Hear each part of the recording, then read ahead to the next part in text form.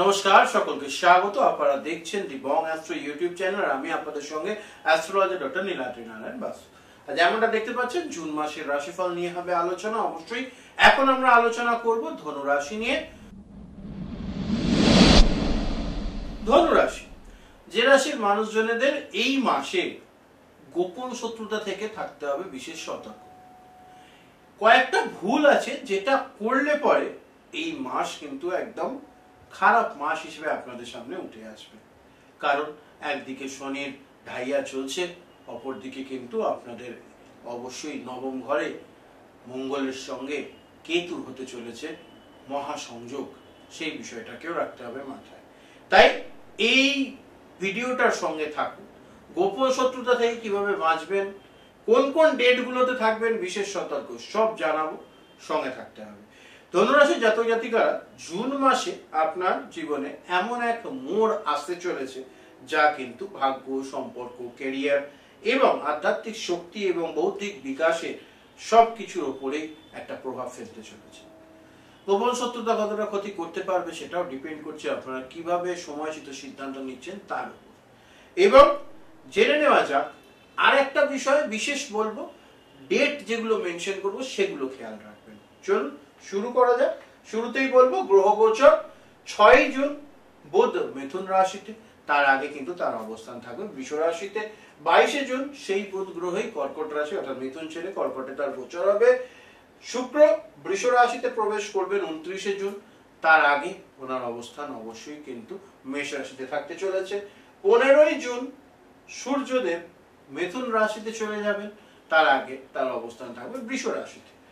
মঙ্গল 7 June সিংহে যাবেন, তার আগে পর্যন্ত তার অবস্থান কিন্তু কর্কট রাশিতে। এর উপর নির্ভর করেই গ্রহ সন্নিবেশ তৈরি হচ্ছে এবং আপনাদের রাশি হচ্ছে এই 9 নাম্বার, অবশ্যই দেখতে পাচ্ছেন। সেখান থেকে তৃতীয় রাহু, চতুর্থে শনি অর্থাৎ ঢাইয়া চলছে অলরেডি বলেছি। পঞ্চমে প্রথম দিকে শুক্র, তারপর শুক্র চলে যাবেন ষষ্ঠে, সেখানে সূর্য থাকছেন, সূর্য দেবতা থাকছেন ষষ্ঠে, তারপর সেটা সপ্তমে চলে আসবে। সপ্তমে একটা বিশেষ আপনারা শুভ যোগ পাচ্ছেন 15 জুন থেকে 22 জুন। অবশ্যই কিন্তু সূর্য বুধ বৃহস্পতি এই 3 গ্রহের একসঙ্গে আসা অবশ্যই বিশেষ করে আপনার সপ্তম ঘরে দারুণ ফলাফল দিতে চলেছে। কি কি পজিটিভিটি এখান থেকে থাকবে আর কিভাবে তার পজিটিভিটি তুলবেন সেটা নিয়েও থাকবে আলোচনা। অবশ্যই তার সঙ্গে সঙ্গে অষ্টমে কোনো গ্রহ নাই।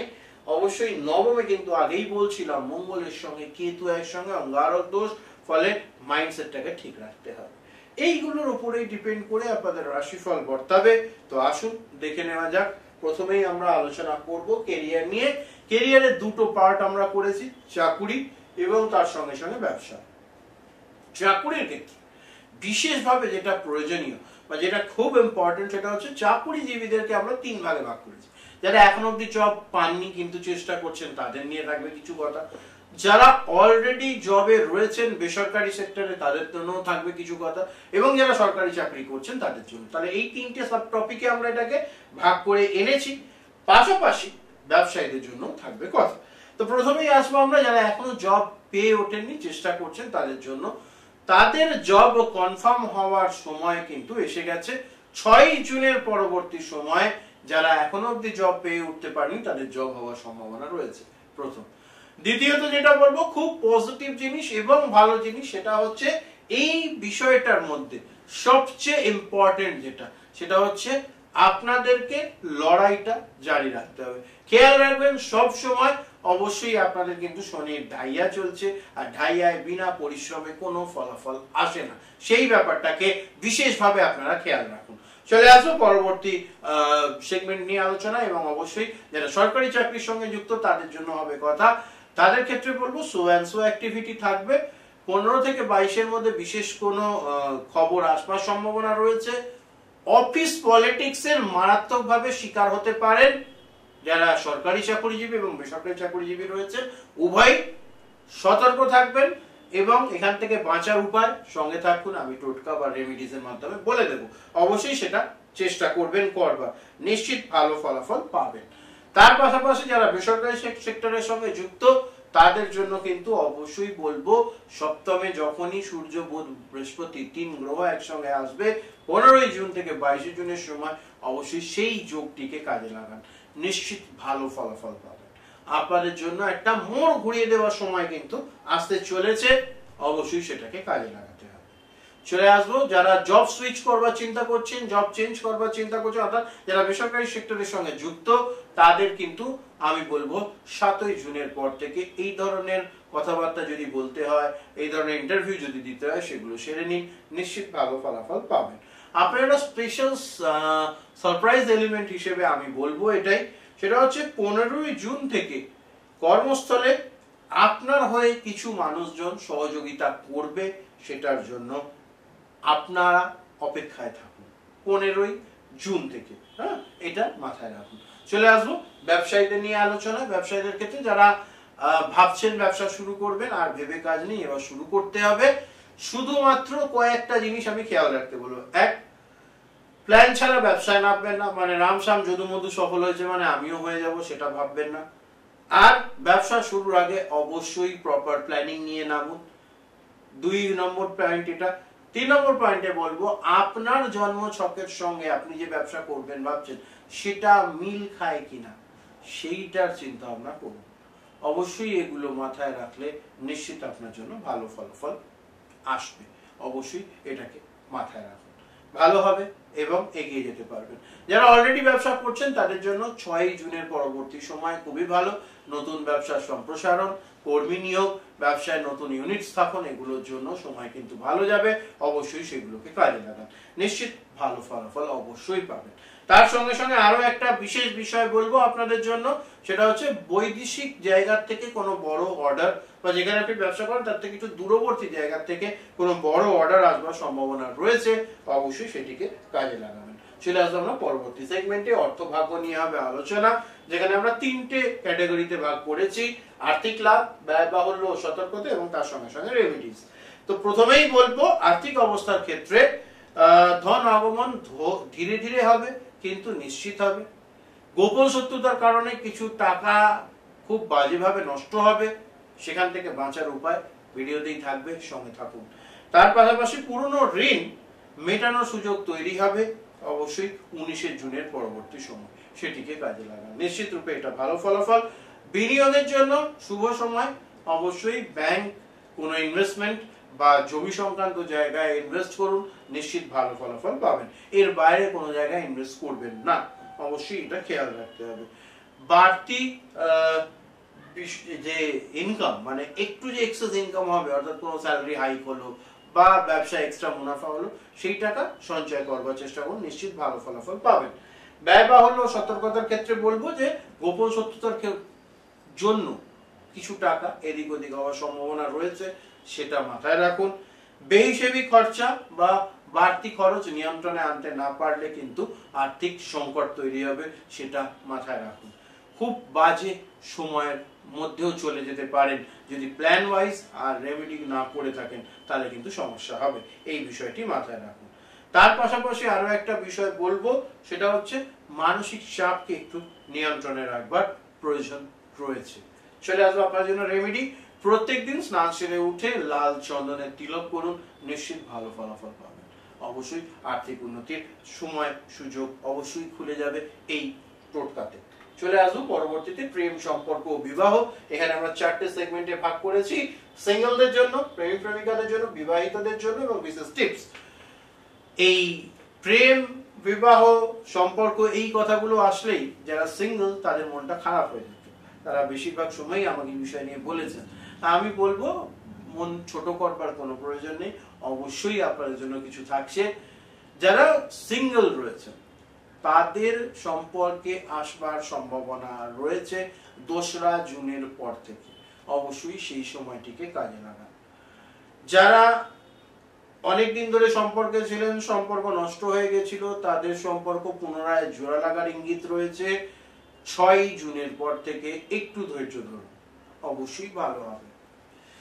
কিছু মানুষ যাদের সম্পর্ক নেই, বিবাহের জন্য দেখাশোনা চলছিল, অনেকদিন ধরে বিবাহ হচ্ছিল না, তাদের জন্য আমার হিসেব বলছে যে মোটামুটি 9 জুনের পরবর্তীতে সময় ভালো, বিবাহ ফিক্স হওয়ার সম্ভাবনা রয়েছে এবং ভালো হবে, অবশ্যই সুপাত্রেই বিবাহ হওয়ার যোগ। চলে আসবো প্রেম প্রেমিকাদের ক্ষেত্রে, সম্পর্কের প্রগাঢ়তা বাড়বে। এই মাসটা খুব চ্যালেঞ্জিং হতে চলেছে, কারণ আপনার নামে আপনার পার্টনারকে গোপনে কিছু বলে সম্পর্ক নষ্ট করবার চেষ্টা হবে। এখান থেকে বাঁচবেন কিভাবে, করতে হবে রেমেডি, সঙ্গে থাকুন, বলে দেব।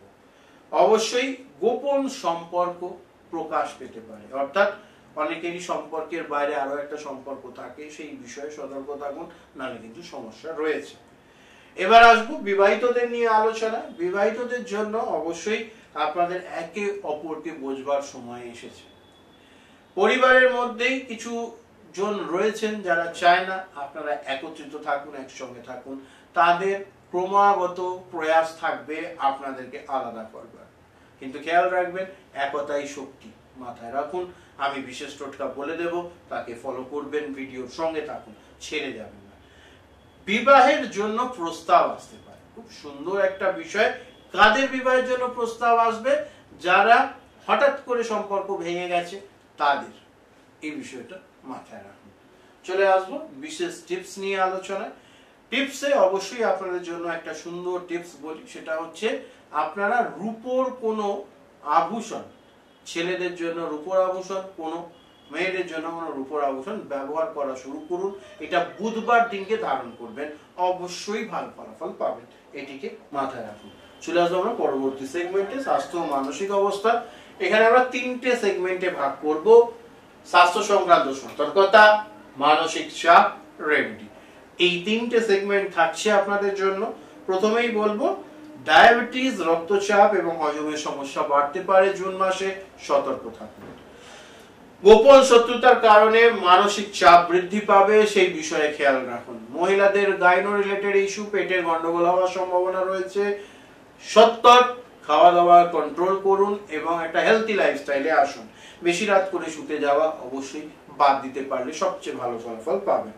অবশ্যই বিষয়টি মাথায় রাখুন এবং তার সঙ্গে সঙ্গে মহিলাদের ক্ষেত্রে শরীরের কোনো অংশে ইনফেকশন হওয়ার সম্ভাবনা রয়েছে, সেই বিষয়টিকে সতর্ক থাকতে হবে।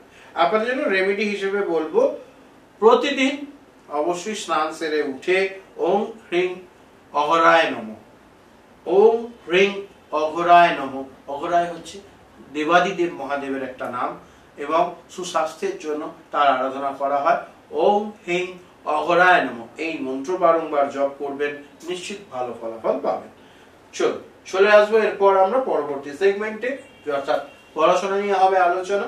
স্কুল কলেজের ছাত্রদের জন্য একটা আলাদা সেগমেন্ট রয়েছে, পরীক্ষা ও ফলাফলের জন্য আলাদা একটা ক্যাটাগরি বা টপিক রয়েছে, উচ্চশিক্ষা ও বিদেশে পড়াশোনা যারা করতে চান তাদের জন্য বলবো আলাদা করে, এবং রেমেডি থাকবে সব শেষে। ফলে এই বিষয়গুলোকে মাথায় রাখতে হবে, এই বিষয়গুলো খেয়াল রাখলে নিশ্চিত ভালো ফলাফল পাবেন। চলে আসবো স্কুল কলেজের ছাত্রছাত্রীদের জন্য যদি আমরা করি আলোচনা, সেক্ষেত্রে বলবো শিক্ষাক্ষেত্রে চমকপ্রদ রেজাল্ট হতে চলেছে, একদম নিশ্চিন্ত। তার মানে এই নয় পড়াশোনা বন্ধ করে দেবেন, পড়াশোনা অবশ্যই জারি রাখবেন। অনেক দিনকার প্রয়াস রং নিয়ে আসতে পারে, রেজাল্ট ভালো হওয়ার যোগ, সুনাম বৃদ্ধি পাবে, সুন্দর যোগ দেখতে পাচ্ছি পড়াশোনার ক্ষেত্রে। বিশেষ করে চতুর্থের শনি গ্রহ ক্রমশ প্রোৎসাহিত করবে আপনাদেরকে এগিয়ে নিয়ে যাওয়ার ক্ষেত্রে। চলে আসবো এরপর পরীক্ষা ও ফলাফল। আগেই বললাম রেজাল্ট ভালো হওয়ার সম্ভাবনা অবশ্যই রয়েছে, তার জন্য প্রয়াস করুন। বিশেষ করে 6 জুনের পরবর্তীতে যে সমস্ত রেজাল্ট বেরোবে সেগুলোর রেজাল্ট কিন্তু সত্যিই খুব ভালো হবে, নিশ্চিন্তে থাকুন। পরবর্তীতে আসবো সেটা হচ্ছে যে উচ্চশিক্ষা ও বিদেশে পড়াশোনা, যারা গবেষণার সঙ্গে যুক্ত তাদের গবেষণায় বিশেষ সাফল্যের ইঙ্গিত। বিশেষ করে সূর্য, বুধ, বৃহস্পতি 3টে বুদ্ধিদীপ্ত গ্রহ একসঙ্গে আসবার জন্য নতুন কোনো দ্বার অবশ্যই খুলে যাবে। যাদের এতদিন ধরে ভিসা পাস হচ্ছিল না পড়তে যাওয়ার জন্য, এডুকেশন ভিসা, সেটা কনফার্ম হয়ে যাওয়ার যোগ রয়েছে। গবেষণায় নতুন সুযোগ পেতে চলেছেন, অবশ্যই ভালোভাবে সেগুলোকে কাজে লাগান। টেকনিক্যাল ও কন্টেন্ট ক্রিয়েটিভিটির দিকে ঝোঁক কিন্তু অবশ্যই বাড়বে, সেটিকে কাজে লাগান, নিশ্চিত ভালো ফলাফল আপনারা পাবেন। চলে আসবো এরপর রেমিডিজ নিয়ে আলোচনা। রেমিডিজের ক্ষেত্রে যেটা বলবো, খুব ইম্পর্টেন্ট একটা টপিক, সেটা হচ্ছে দুস্থ বাচ্চাদের আপনারা পেন এবং তার সঙ্গে সঙ্গে খাতা দান করুন, নিশ্চিত ভালো ফলাফল পাবেন। বুধবার দিন অথবা শুক্রবার দিন এটা করবার চেষ্টা করবেন, নিশ্চিত ভালো হবে। চলুন চলে আসবো পরবর্তী সেগমেন্টে, গুরুত্বপূর্ণ তারিখ ও সাবধানতা। এখানে আমরা আলোচনা করব শুভ দিন অর্থাৎ যে দিনগুলো আপনার জন্য শুভ, সতর্ক দিন অর্থাৎ যে দিনগুলো আপনাদেরকে সতর্ক থাকতে হবে, তার সঙ্গে সঙ্গে কিছু বিষয় যেগুলোকে খেয়াল রাখতে হবে। তো প্রথমেই বলবো শুভ দিন নিয়ে যদি আমরা আলোচনা করি, সেখানে থাকছে 5, 13, 19 এবং 28 জুন হচ্ছে আপনাদের জন্য শুভ দিন। 5, 13, 19 এবং 28 এই দিনগুলো শুভ দিন থাকছে। তার পাশাপাশি সতর্ক থাকতে হবে যে দিনগুলো, সেটি হলো 8, 16, 21 এবং 26 এই দিনগুলো বিশেষভাবে সতর্ক থাকবেন। আপনাদের জন্য বিশেষ যে বিষয়টা খুব ইম্পর্টেন্ট এখানে বলবো খেয়াল রাখতে হবে, সেটা হচ্ছে যে পুরনো কিছু মানুষজন যারা শত্রু হিসেবে পরিগণিত, তারা ক্ষয়ক্ষতি করবার চেষ্টা করবে। তাদের থেকে বাঁচবার উপায় আমি কিন্তু রেমিডিজে বলবো। চলে আসবো রাশির রেমিডি ও টোটকা নিয়ে আলোচনা। রাশির রেমিডি ও টোটকার ক্ষেত্রে আসবো যে বিষয়টা খুব ইম্পর্টেন্ট একটা জিনিস, সেটা হচ্ছে প্রত্যেক দিন আপনারা অবশ্যই নম নারায়ণ এই মন্ত্রের বারংবার জপ করুন। আধ্যাত্মিক উন্নতি হবে এবং আপনারা দেখবেন অনেক ছোটখাটো সমস্যা এমনি বাদ হয়ে যাচ্ছে। প্রত্যেক দিন যেটা বললাম ওম অগরায় নমঃ এই মন্ত্রের জপ করবেন, যেগুলো দান করতে বলেছি অবশ্যই সেগুলো করবেন এবং আপনারা অবশ্যই বৃহস্পতি কবচ রেগুলার পাঠ করুন, নিশ্চিত ভালো ফলাফল পাবেন। শত্রু সমস্যা থেকে মোকাবিলার জন্য শুক্রবার দিন কিনে রাখা কালো তিল, সরিষার তেল অবশ্যই শনি মন্দিরে শনিবার দিন পূর্ণ নিয়ম করে দান করুন, নিশ্চিত ভালো ফলাফল পাবেন। এগুলো মেনটেন করুন, অবশ্যই ভালো হবে। আজকের মতন এখানেই রাখবো। তার আগে কয়েকটা বিষয় আপনাদেরকে বলে নিই, সেটা হচ্ছে আপনাদের জন্য থাকছে বিশেষ সারসংক্ষেপ এবং উপসংহার। জুন মাস ধনু রাশির জন্য হবে মিশ্র, কিন্তু আপনি যদি সঠিক সময়ে সঠিক সিদ্ধান্ত গ্রহণ করতে না পারেন, তাহলে কিন্তু এই মাস খারাপও যেতে পারে। আমার বলে দেওয়া রেমিডি এবং বিষয়গুলো খেয়াল রাখলে অবশ্যই মাস ভালো যাবে। তার সঙ্গে সঙ্গে গোপন টোটকা ফলো করবেন, সেটা হচ্ছে 28 জুন সন্ধ্যায় একটি নারকেলকে অবশ্যই আপনারা কালো কাপড়ে জড়িয়ে নদীতে ভাসিয়ে দিন। জীবনের একটি গোপন বাধা নিজের থেকেই কেটে যাবে। আর বুদ্ধিমত্তা রেমেডির সঠিক ব্যবহার করলে জুন মাস কিন্তু আপনাদের জীবনে নিয়ে আসবে টার্নিং পয়েন্ট। কমেন্টে আপনার জন্ম তারিখ ও সমস্যা লিখুন, আমি আপনাকে পরের ভিডিওতে ব্যক্তিগত সমাধান বলে দেব। ভিডিওটি শেয়ার করুন আপনাদের বন্ধুদের সঙ্গে এবং অবশ্যই সাবস্ক্রাইব করুন, কারণ সামনে আসছে আরো বিস্ময়কর ভবিষ্যৎবাণী। সকলে ভালো থাকবেন, সুস্থ থাকবেন। নমস্কার। হর হর মহাদেব।